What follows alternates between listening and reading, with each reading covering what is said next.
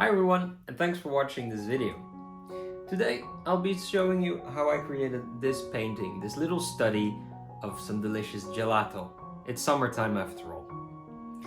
I will show you how you can reach with a very limited palette a lot of interesting colors, but also how to keep it loose and realistic at the same time. Let's dive right in. In general, I like to start by having a small sketch in place. What I do is I put my tablet next to my panel in roughly the same size, and then I just use a side size comparing method. I draw what I see and I keep it just to the bigger shapes. I don't go into too much detail, but I just want to indicate where to put what. Here you can see me measuring side to side where to put what.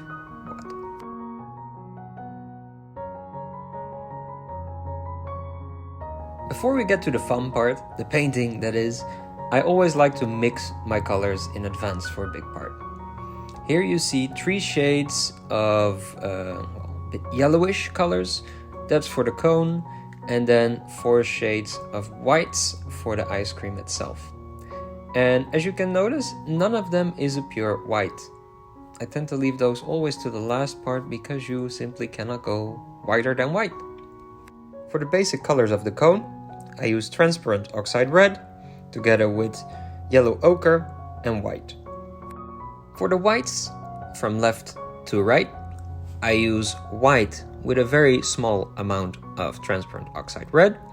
Next to that, we have a slight greenish tone, which is white with yellow ochre and some primary cyan, which is the blue. But you could probably also use ultramarine blue, which is also on this palette. Next to that is a slight grayish version of the white. It's just with a very small pinch of yellow ochre and black, ivory black.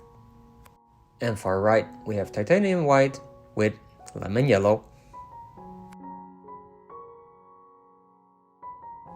I tend to start with the darker parts first. In this case, I want my gelato to really pop from the screen. So what I do, I use black as a background, as I also have in my reference picture. And I first want to get some big shapes in. It all falls or stands with the shape of the gelato on top.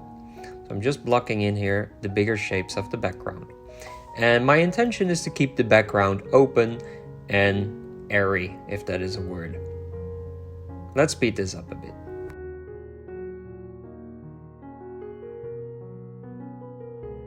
Moving on, I use my darker mixtures to put in some of the shadow work on the cone itself.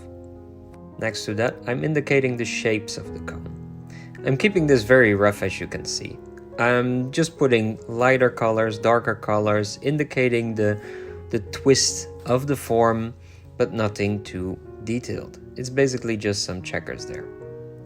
Then I continue with adding some darker spots there to again mimic or give the illusion of that it could be a cone. Not at all detailed, but it's just about the feeling you get when watching it.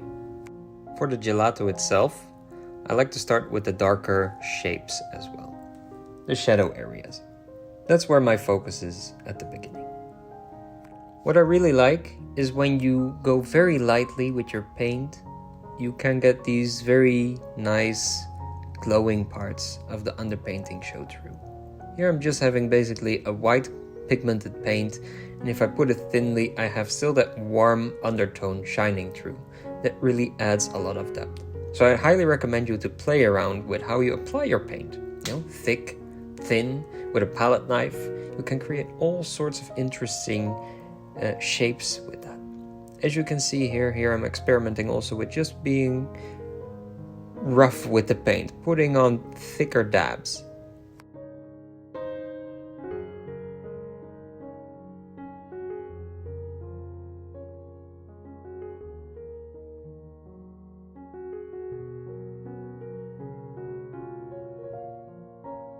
Here I felt it was a bit too gray, so I'm working on it and working over it, adding more color, a bit more the browner tones to give it a bit more life.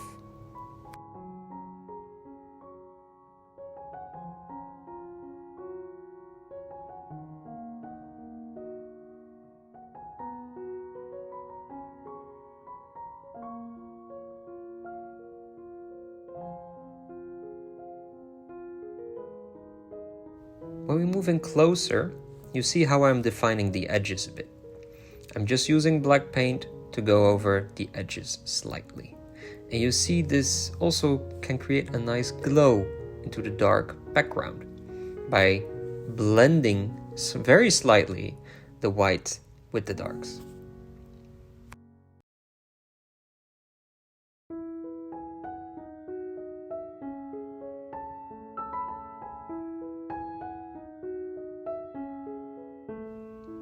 And let's slow down a bit, because this is exactly what I'm talking about. I'm going very lightly over the edges with just some dark paint, and you see that it picks up some of the white paint and you get this almost a milky glow, this vibrancy. And with the ice cream, that also gives me the feeling as a viewer that it is having this certain cold feeling to it going into the area around it. So I really think playing with your edges, don't making them always too sharp, and also don't be afraid to blend your colors at edges a bit, can really add a lot to your painting. And you can keep it nice and loose because you see all these marvelous brush strokes still existing there. And also by doing so, you soften your edges. It gives it more depth. You can see that it goes around the subject. Really, play with your edges. It's a lot of fun.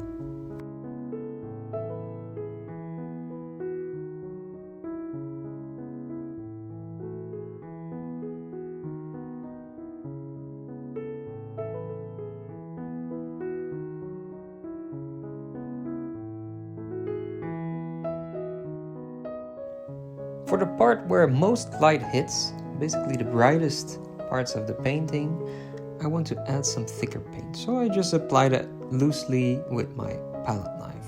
Loosely, but gentle. Because remember, painting loose doesn't mean that you just go out and about everywhere in your piece. No, you think before you do something. And you take care when you do something. Think about your strokes. And it will appear loose in the end, as you can tell.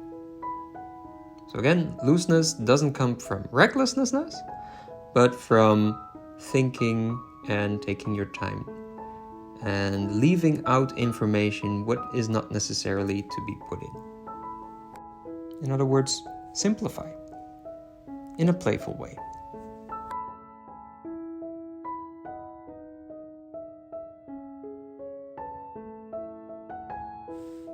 What also adds looseness is just sometimes wiping away paint. As you can see, I'm just taking a white paper towel to wipe away some paint. In this case, the background is already this wonderful light color which could perfectly suffice as a color for a cone. This way, I take away information, the focus stays on the bowl of ice cream itself.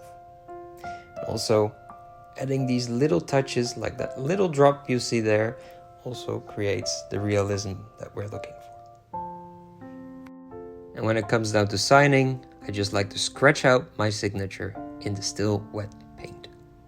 Easy peasy. Thank you for watching this video. I hope you learned something from it. A like and subscribe would therefore be highly appreciated, and please note that you can head over to Instagram to download the reference picture so you can paint it yourself as well. Happy painting!